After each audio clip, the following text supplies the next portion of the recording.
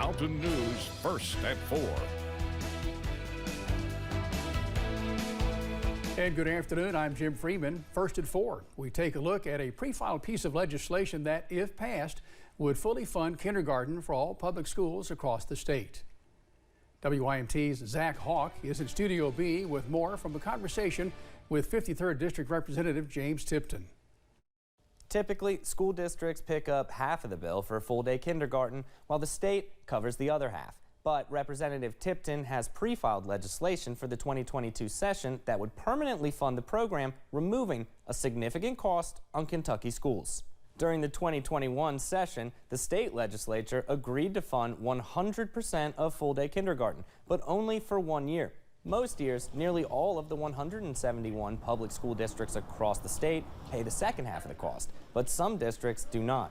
Representative Tipton said that this will free up some funds for schools and push others to offer the full day. I've talked to several school districts.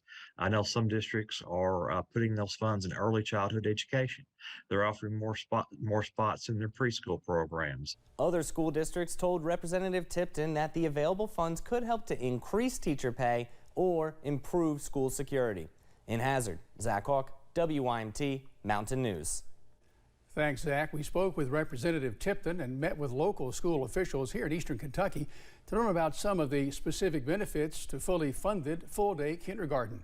We'll have those coming up for you tonight at 6. Several Eastern Kentucky churches came together today, giving back to healthcare workers at Baptist Health of Corbin. With 700 meals prepared locally at David's Steakhouse and Buffet, 5 churches in the Corbin area helped pass them out to faculty and staff from 11 a.m. to 1 p.m. Event coordinator Tom Cassidy with West Corbin Christian Church says he was inspired by another church. One of our larger churches in the London area had been able to feed employees at St. Joe's. And I had commented to our minister at our little church that I wish that we could get involved and do something very similar. Cassidy says they also had help from the local Walmart, Kroger, and Save-A-Lot, all of which help provide the beverages given with each meal.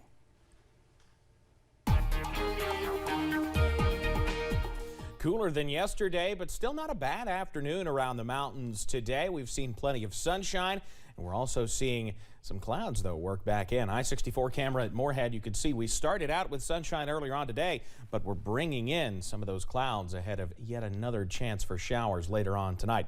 Down into the Cumberland Valley, though, I-75 at Mount Vernon, those shadows getting longer as we get closer to sunset, but still plenty of blue sky into portions of Rockcastle County. Temperatures today, a bit on the cooler side, upper 50s to low 60s in just about every spot. Our normal cool spot wise at 52, and Moorhead with that cloud cover moving in, now sitting at 54. Pinpoint Doppler picking up on some returns across the bluegrass. Not sure those are all making it to the ground with the lighter moisture content we have out there right now, but some of that will eventually try to make its way into the mountains as we head later on into tonight. You see that trying to work in from the south and west. To be sure, some of that probably is reaching the ground, but still a ways away from moving on into the mountains. But you see that area of cloud cover pushing in as well. So if you're headed out to Friday Night Lights, it is District Championship weekend. Letcher Central at Johnson Central, our Appalachian Wireless game of the week later on tonight. Prepare for some cooler temperatures in the low 50s and upper 40s by the time we finish out things at Coach Jim Matney Field. I'll have the latest on when we could finish with a little bit of wintry weather coming up in just a few minutes. Jim? Thanks, Evan. It is November, right? As temperatures drop in Kentucky, many families are getting a visit from an unlikely pest. The Asian lady beetle, often mistaken for the very familiar-looking ladybug, has been invading homes in recent weeks. They're also known as the Halloween beetle. During the autumn season, they come for a warm place to hide around the first freeze. When defense mode, they can emit a yellow acid that can make things messy and lead to staining, so it's best to just remove them as quickly as possible.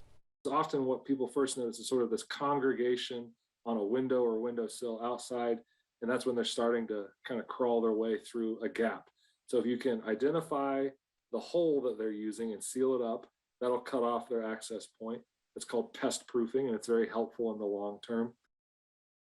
For those already in your home, one big thing to do is to simply go around your house, vacuuming and sweeping things up. Experts say the best way to get rid of them if found outside in a cluster is to spray them with soapy water.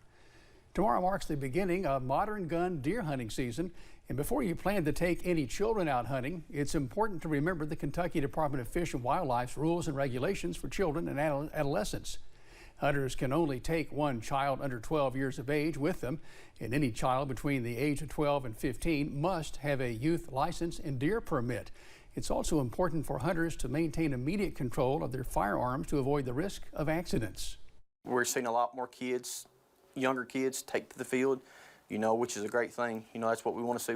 We want to introduce more kids to the field. So we're glad to see that, but at the same time, you've got to be safe about it. Although children under 12 years of age are not required to have a hunting license, they must follow all telecheck procedures and keep a hunting log. You can make your own log or find one on the Kentucky Department of Fish and Wildlife's website. COVID cases are starting to climb in places that saw a drop in the past few months, prompting some states to increase the availability of booster shots to wider populations. Natalie Brand has the latest from Washington, D.C. Health officials worry about a potential fifth wave of the coronavirus crisis, as at least 35 states have seen daily COVID cases trend upward over the past 2 weeks, according to Johns Hopkins University. With the numbers rising, California is among several states taking steps to make booster shots more widely available. If you think you will benefit from getting a booster shot, I encourage you to go out and get it. Supplies available. California's State Department of Public Health is now directing healthcare providers not to turn away fully vaccinated adults who want the COVID booster shot 6 months after their second dose. The CDC currently recommends booster shots for seniors, people with chronic illnesses, and people who work in high-risk jobs. The Washington Post reports health officials in the Biden administration want to expand eligibility, but the CDC director wants to examine the data first. In Colorado, though, where COVID cases are spiking, the governor has signed an executive order declaring Colorado a high-risk COVID state, making all adults eligible for the booster. We still want to provide the very best care to our patients, but that's just a little more difficult in these trying times. 95% of the state's ICU beds are now full. The Department of Health says nearly 40% of hospitals in the state are expected to experience staffing shortages within a week. Everybody is still obviously committed to doing the best they can and take care of patients, but I think there's also sort of a sense of wanting the community to step up. Doctors say 80% of the state's hospitalized COVID patients are unvaccinated. Natalie Brand, CBS News, Washington. President Biden met virtually this morning with leaders of the Asia-Pacific Economic Cooperation Forum to address economic recovery in the region by shoring up supply chains, tackling labor issues, and continuing to respond to the COVID-19 pandemic. President Joe Biden is set to nominate the next Commissioner of Food and Drug Administration, choosing Dr. Rob Califf.